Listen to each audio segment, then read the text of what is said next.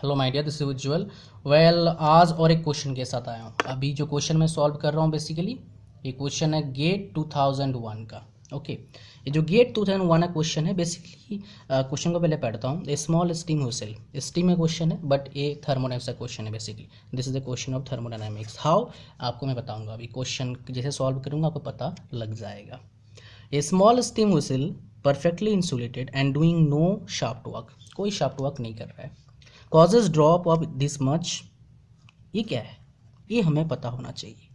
ये बेसिकली क्या है, बेसिकली क्या है, एंथैल्पी है।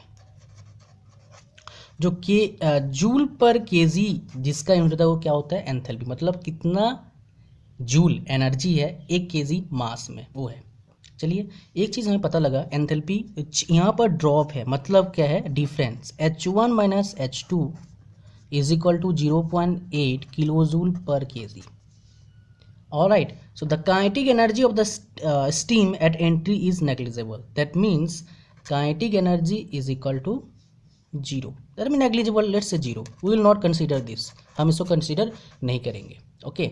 Now velocity of the steam at exit हमें निकालना है, तो हमें यूज़ करना पड़ेगा steady flow energy equation. I hope you know about this equation. This is most important equation, one of the most important equation for gate point of view. I mean if you are preparing, आप अगर prepare कर रहे हो gate के लिए, आपके पास बहुत time है फिलहाल।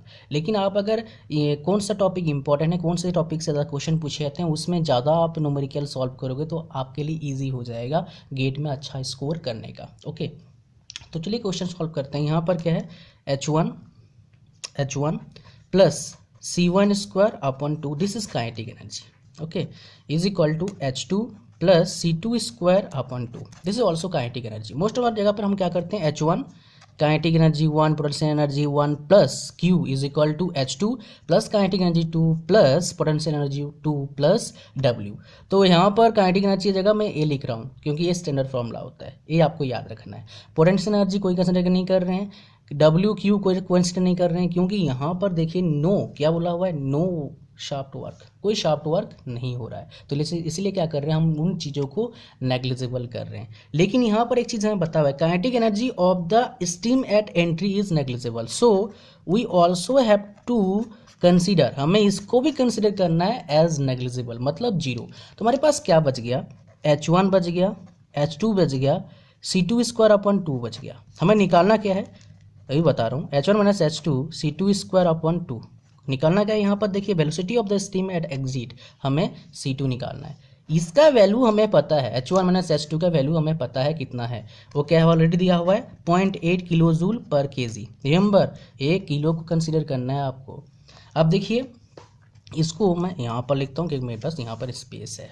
ओके, तो चलते हैं यहाँ पर क्या हमारे पास बचता है, C2 square is equal to 2 into 0.8 into 1000, 1.6 into 1000।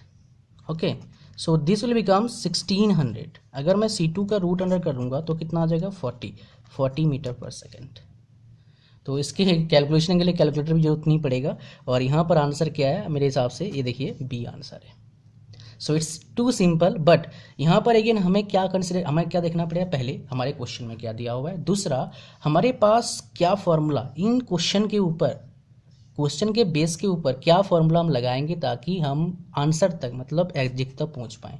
उसका हमने देखा कि हम SFE steady flow energy equation लगाएंगे, उसमें स्टैंडर्ड फॉर्मूला ए होता है इसको फाइंड आउट करने के लिए। ये बेसिकली आप 2-4 क्वेश्चन सॉल्व करोगे, आपको पता लग जाएगा कौन सा फॉर्मूला कहाँ लगता है। ओके, उसके बाद हमने सिंपल सॉल्यूशन करा, और मैंने 2-3 मिनट में, अगर नहीं समझाऊंगा खुद से करूंगा तो मोस्टली 1 to 2 मिनट्स लगेगा मेरे को सॉल्व करने में।